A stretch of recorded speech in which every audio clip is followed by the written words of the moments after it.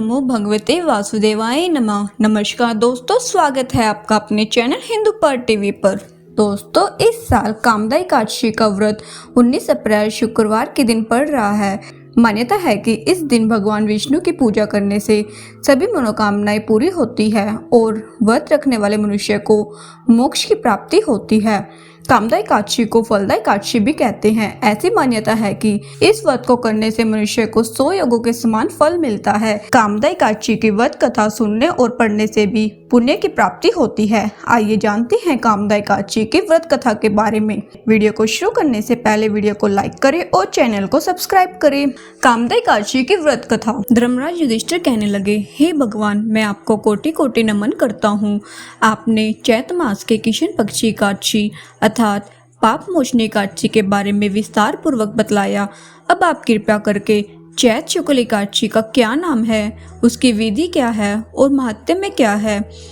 भगवान श्री कृष्ण ने कहा, हे धर्मराज, चैत्र मास के शुक्ल पक्षी एकादशी को कामदा एकादशी के नाम से जाना जाता है। एक समय की बात है, यही प्रश्न राजा दिलीप ने गुरु वशिष्ठ जी से किया था और जो समाधान उन्होंने बतलाया है वह मैं तुमसे ही कह रहा हूँ। प्राचीन काल में भोगीपुर नाम का एक नगर था। वहाँ पर अनेक ऐश्वर्यों से युक्त पुंडरीक नाम का एक राजा राज्य करता था। भोगीपुर नगर में अनेक अप्सरा, किन्नर तथा गंधर्व वास करते थे। उनमें से एक जगह ललिता और ललित नाम के 2 स्त्री पुरुष अत्यंत वैभवशाली घर में निवास करते थे।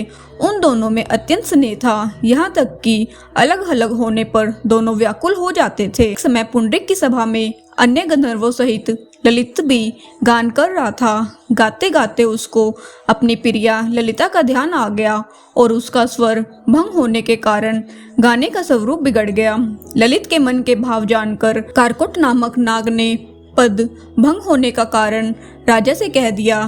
तब पुंडरीक ने क्रोध पूर्वक कहा कि तू मेरे सामने गाता हुआ अपनी स्त्री का स्मरण कर रहा है, अतः तू नरभक्षी दैत्य बनकर अपने कर्म का फल भोग। पुंडरीक के श्राप से ललित उसी समय महाकाय विशाल राक्षस हो गया। उसका मुख अत्यंत भयंकर, नेत्र सूर्य चंद्रमा की तरह प्रदीप्त था और मुख से अग्नि निकलने लगी। उसकी नाक पर्वत की कंदरा के समान विशाल हो गई और गर्दन पर्वत के समान लगने लगी। सिर के बाल पर्वत पर खड़े वृक्षों के समान लगने लगे तथा भुजाएं अत्यंत लंबी हो गई।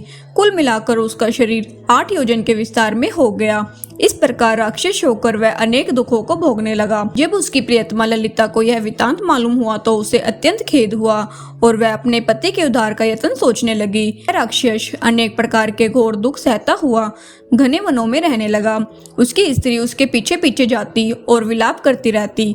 एक बार ललिता अपने पति के पीछे पीछे घूमते हुए विंध्याचल पर्वत पर पहुंच गई, जहां पर श्रृंगी ऋषि का आश्रम था। ललिता शीघ्र ही श्रृंगी ऋषि के आश्रम में गई और वहां जाकर विनीत भाव से प्रार्थना करने लगी। उसे देखकर श्रृंगी ऋषि बोले, हे सुबुगे, तुम कौन हो और यहाँ किस लिए आई हो। ललिता बोली, हे मुने, मेरा नाम ललिता है और मेरा पति राजा पुंडरीक के श्राप से विशाल के राक्षस हो गया है। इसका मुझको बहुत दुख है। उसके द्वार का कोई उपाय बतलाइए। हे गंधर्व कन्या, अब चैत्र शुक्ल एकादशी आने वाली है जिसका नाम कामदा एकादशी है।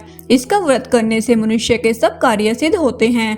यदि तू कामदा एकादशी का व्रत कर उसके पुण्य का फल अपने पति को दे दे तो वह शीघ्र ही राक्षस योनि से मुक्त हो जाएगा और राजा का श्राप भी अवश्यमेव शांत हो जाएगा। मुनि के ऐसे वचन सुनकर ललिता ने चैत्र शुक्ल एकादशी आने पर उसका व्रत किया और द्वादशी को ब्राह्मणों के सामने अपने व्रत का फल अपने पति को देती हुई भगवान से इस प्रकार प्रार्थना करने लगी, हे प्रभु, मैंने जो यह व्रत किया है इसका फल मेरे पति देव को प्राप्त हो जाए, जिससे वह राक्षस योनि से मुक्त हो जाए। एकादशी का फल देते ही उसका पति राक्षस योनि से मुक्त होकर अपने पुराने स्वरूप को प्राप्त हुआ। फिर अनेक सुंदर वस्त्र आभूषण से युक्त होकर ललिता के साथ विहार करने लगा। उसके पश्चात वे दोनों विमान में बैठकर स्वर्गलोक को चले गए। वशिष्ठ मुनि कहने लगे, हे राजन, इस व्रत को विधि पूर्वक करने से समस्त पाप का नाश होता है और राक्षस आदि की योनि भी छूट जाती है। संसार में इसके बराबर कोई दूसरा व्रत नहीं है। इसकी कथा पढ़ने या सुनने से वाजपेयी यज्ञ का फल प्राप्त होता है। जय विष्णु भगवान की जय।